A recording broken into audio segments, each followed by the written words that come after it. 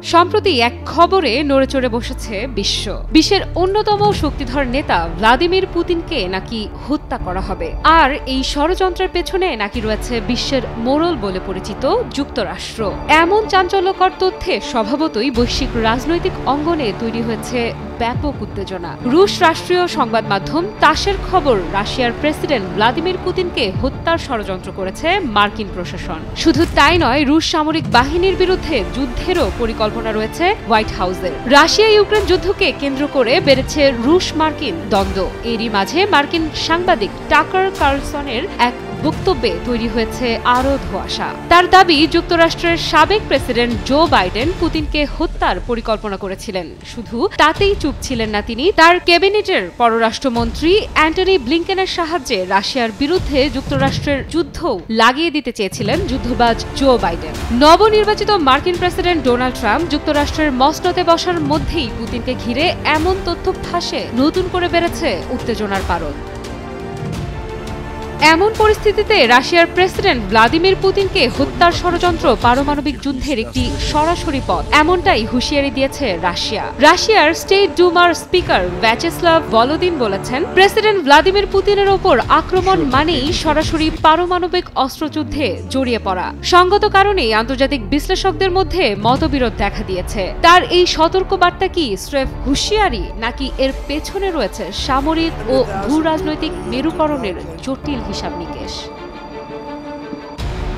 উত্তেজনা শুরু মার্কিন সাংবাদিক কার্লসন টাকারের এক দাবিকে ঘিরে। তার দাবি, বাইডেন প্রশাসন রুশ প্রেসিডেন্টকে হত্যার নীল নকশা এঁকেছিল, কিন্তু নিজের দাবির পক্ষে স্পষ্ট কোনো প্রমাণ বা দলিল উপস্থাপন করেননি কার্লসন। তা সত্ত্বেও নড়েচড়ে বসেছে রুশ প্রশাসন। তারা এমন দাবিকে অত্যন্ত গুরুত্বের সঙ্গে বিবেচনা করছে।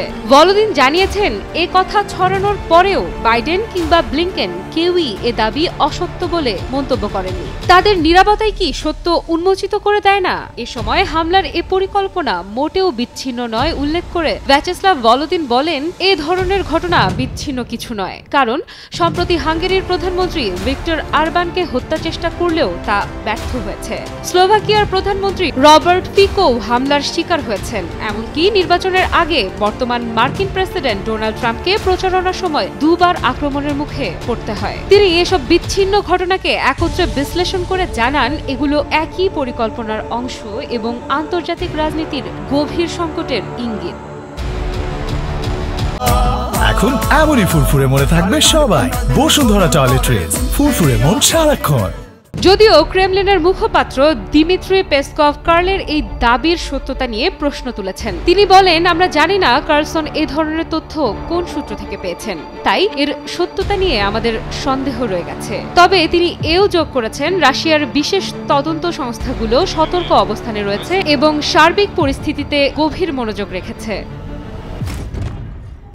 রাশিয়া তাদের সামরিক নীতিতে বদল এনেছে। নিজেদের ভৌগোলিক নিরাপত্তা ও আঞ্চলিক ভূখণ্ডের স্বার্থ রক্ষায় হুমকি এলেই পারমাণবিক অস্ত্রের ব্যবহার হতে পারে। সঙ্গতই আন্তর্জাতিক সম্প্রদায় চিন্তিত।